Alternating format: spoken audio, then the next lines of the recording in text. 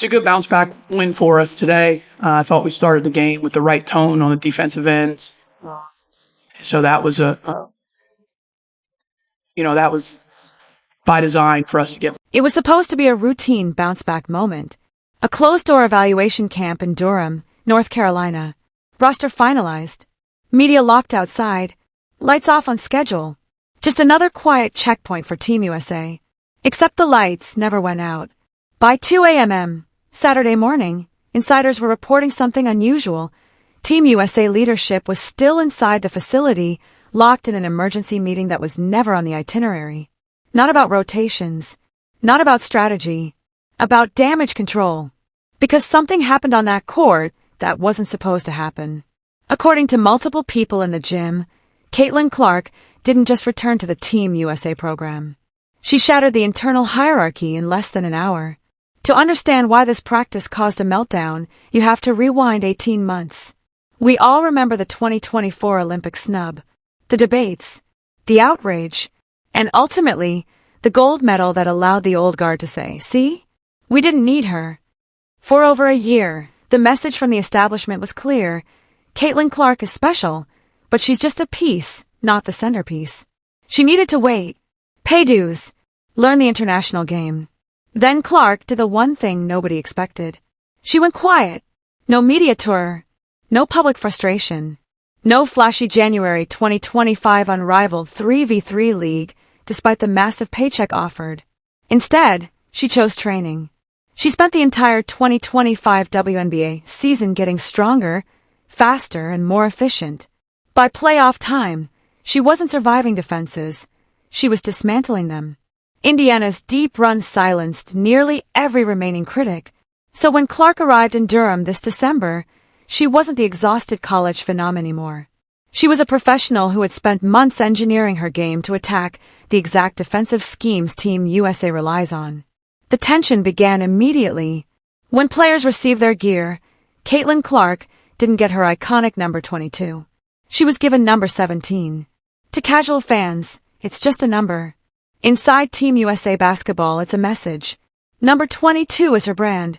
Millions in merchandise, a global fan base, the symbol of a new era. Taking it away was a reminder. You're not the star here. You fit where we tell you to fit. Clark didn't say a word. No complaint. No request. No social media post. She put the jersey on. But staffers noticed something shift.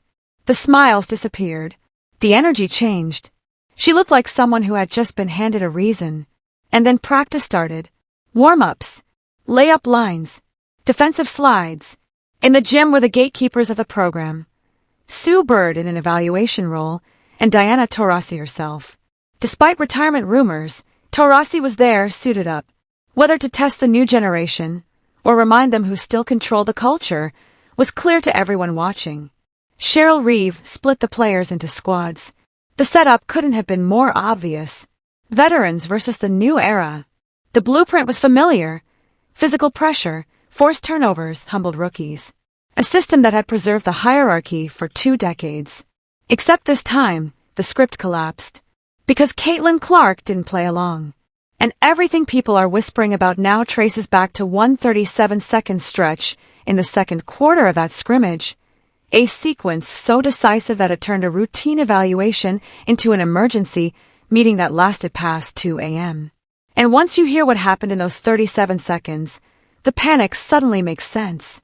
That scrimmage is the moment everything changed. The moment that triggered the emergency post-practice meeting. It started the way Team USA basketball always starts.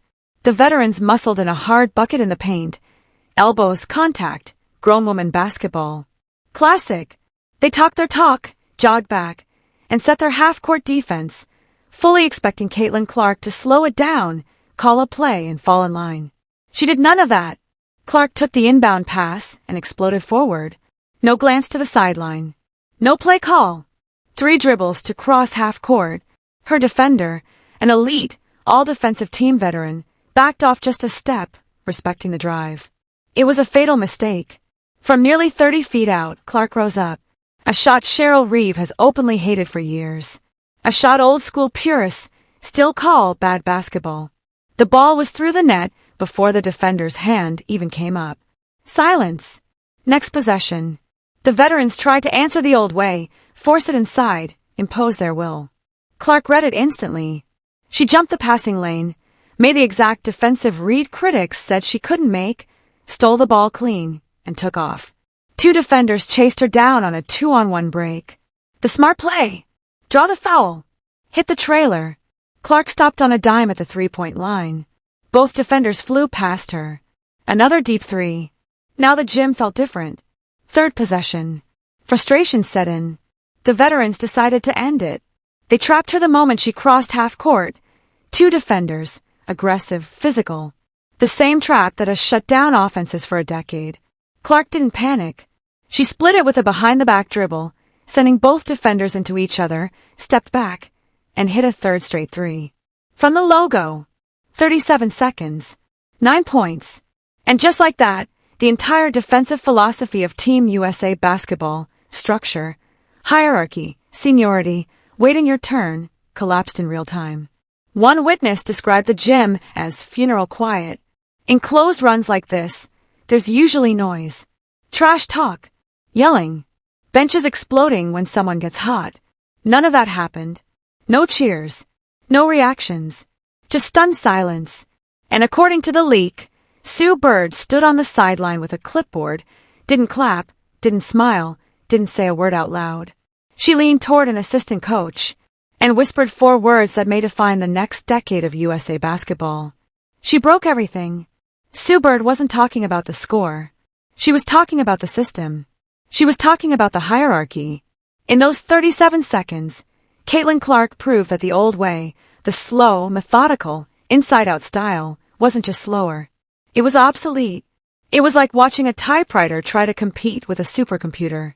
And then there was Diana Taurasi. The reports about Taurasi's reaction are even more telling. Taurasi is the ultimate competitor. She thrives on confrontation. When challenged, she usually responds by demanding the ball and asserting dominance. This time, she didn't. According to the leak, she simply walked off the court. She signaled for a substitution, went to the bench, sat down and stared at the floor. No words. No fire. Just realization.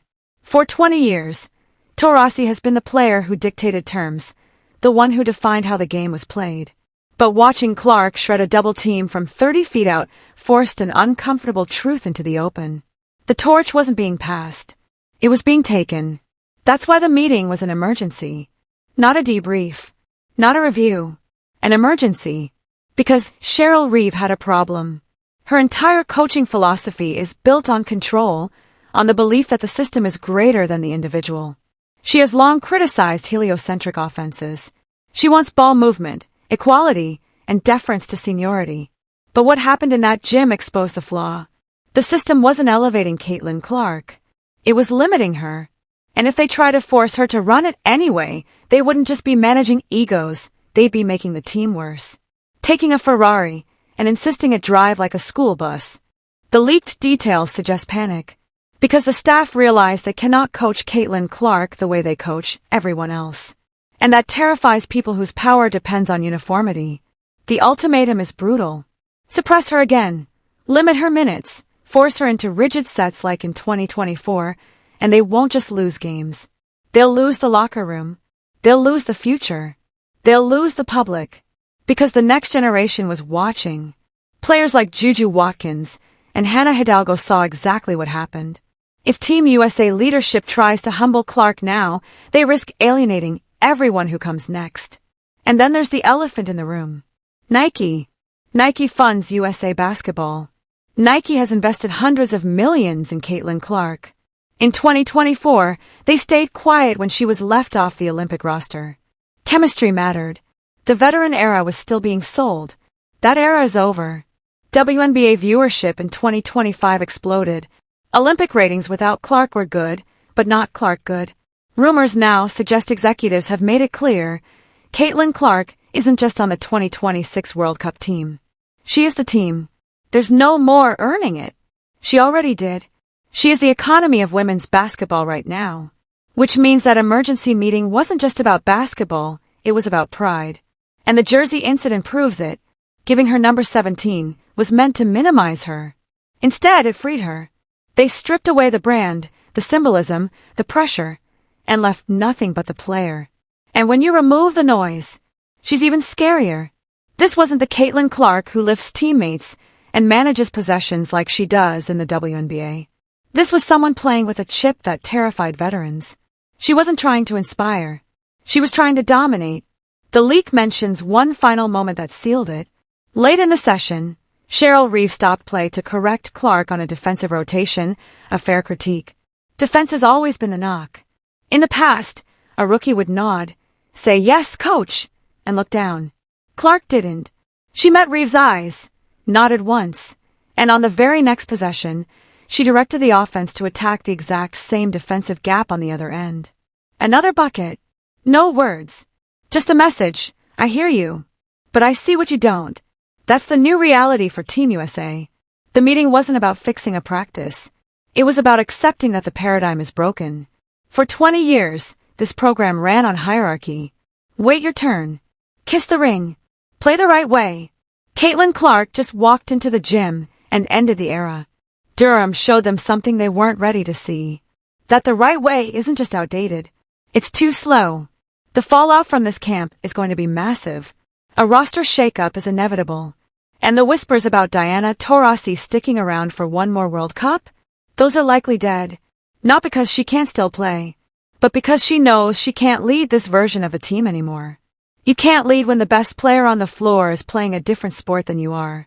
And for Cheryl Reeve, the clock is officially ticking. She has one decision to make. Does she want to be remembered as the coach who ushered in the Caitlin Clark era, or the coach who got fired because she couldn't get out of the way? The 2026 World Cup in Berlin is coming fast. And the world is closing the gap. France is good. Australia is good. Team USA can no longer afford to leave its nuclear weapon on the bench just because they don't like how she flies the plane. What leaked out of Durham wasn't gossip. It was a warning shot. The transition of power isn't coming in 2028. It isn't coming next cycle. It already happened. At 2 a.m., in a silent gym in North Carolina, while the old guard sat in a conference room trying to understand how control slipped away so fast. The jersey said 17, but everyone in that building knew who number 1 was. The disrespect was meant to humble her. Instead, it unleashed her. And now Team USA has to scramble, fast, to build a new identity around the very player they tried to minimize.